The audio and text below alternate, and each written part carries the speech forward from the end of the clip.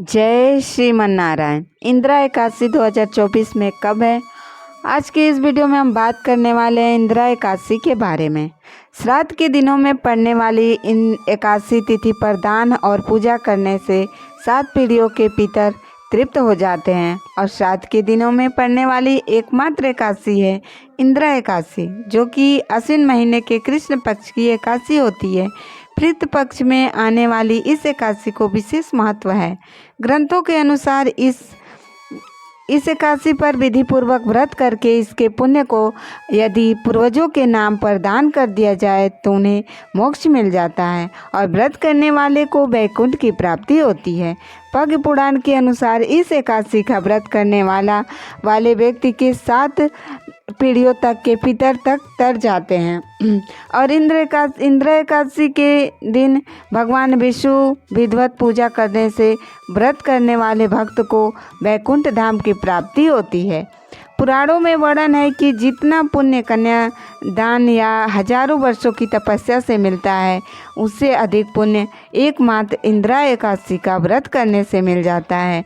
इस तिथि पर घी, दूध, दही और अन्य दान करने का विशेष महत्व है। इस दिन ज़रूरतमंद लोगों को भोजन भी कराना चाहिए। ऐसा करने से पितर संतुष्ट होते हैं। आज के इस वीडियो में आप जानेंगे साल 2024 में पड़ने वाली इंदिरा एकादशी की तिथि और शुभ मुहूर्त के साथ ही पारण मुहूर्त के बारे में। वीडियो शुरू करने से पहले आप सभी को इंदिरा एकादशी को हार्दिक शुभकामनाएं। इस दिन स्नान आदि से निवृत्त होकर पवित्र होकर सुबह भगवान विष्णु और शालिग्राम के समक्ष और पूजा का संकल्प लिया जाता है। अगर आप अपने पितरों को इस व्रत का पुण्य देना चाहते हैं तो संकल्प में इस प्रकार बोलना चाहिए कि आप इंदिरा एकादशी का व्रत रखकर उसका समस्त पुण्य अपने पितरों को दान कर रहे हैं। हे श्री हरि विष्णु, आप हमारे द्वारा रखे गए इस व्रत का समस्त पुण्य हमारे पितरों को समर्पित करें। हमें सुख, समृद्धि और अंत में मोक्ष प्रदान कीजिएगा। साथ ही हमारे पितरों को भी संतुष्ट और तृप्त कीजिएगा। संकल्प के साथ ही भगवान विष्णु और शालिग्राम भगवान जी की पूजा करें।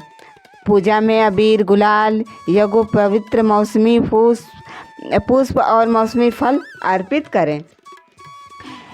साथ में तुलसी पत्र जरूर चढ़ाएं। धूप दीप जलाकर मंत्रों का जाप करने के बाद कथा पढ़नी चाहिए और सबसे अंत में आरती करने के बाद पंचामृत बांटकर ब्राह्मणों को भोजन कराकर दक्षिणा देनी चाहिए। इस दिन पूजा और प्रसाद में तुलसी जी की पत्तियों का प्रयोग अनिवार्य रूप से करना चाहिए। एकादशी के दिन दान करना बहुत ही शुभ माना जाता है, लेकिन दान करते समय आपके मन में पुण्य कमाने का एहसान करने का भाव नहीं होना चाहिए, क्योंकि अहंकार और बिना किसी स्वार्थ के किया गया दान भी फलित होता है। एकादशी तिथि 27 सितंबर शुक्रवार दोपहर 1:21 से शुरू होगी और 28 सितंबर शनिवार की दोपहर 2:50 पे समाप्त होगी। और इस बार एकादशी का व्रत केवल 28 सितंबर दिन शनिवार को ही रखा जाएगा। एक दिन पहले यानी 27 सितंबर शुक्रवार को दशमी तिथि के नियमों का पालन किया जाता है। दशमी तिथि को ही तुलसी पत्र तोड़ के रख लिया जाता है, क्योंकि एकादशी के दिन तुलसी पत्र तोड़ना वर्जित माना जाता है। द्वादशी तिथि शुरू होगी 28 सितंबर शनिवार की दोपहर 2:51 से और समाप्त होगी 29 सितंबर रविवार की दोपहर 4:45 पर। 28 सितंबर को यानी एकादशी व्रत के दिन सूर्योदय सुबह 6:21 पर, सूर्यास्त होगा शाम 6:13 पर। ब्रह्म मुहूर्त सुबह 4:45 से 5:33 तक और इस दिन सर्वार्थ सिद्धि योग बन रहा है। सिद्धि योग सुबह से लेकर रात 11:10 तक रहेगा। बाद में साध्य योग प्रारंभ हो जाएगा। अभिजित मुहूर्त सुबह 11:53 से 12:41 तक और राहु काल सुबह 9 बजे से 10:30 तक रहेगा।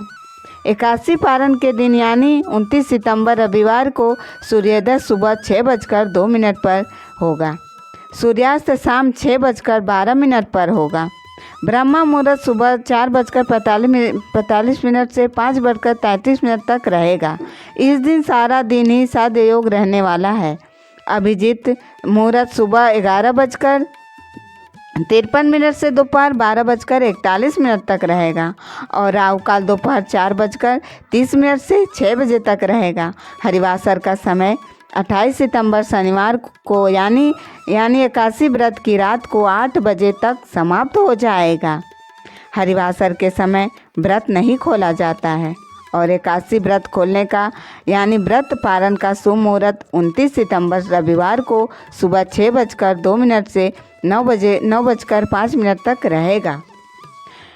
ये रही एकादशी तिथि के नियम, शुभ मुहूर्त, पूजा विधि और इसका महत्व। वीडियो अच्छी लगी हो तो चैनल को लाइक और सब्सक्राइब करें। जय माता दी।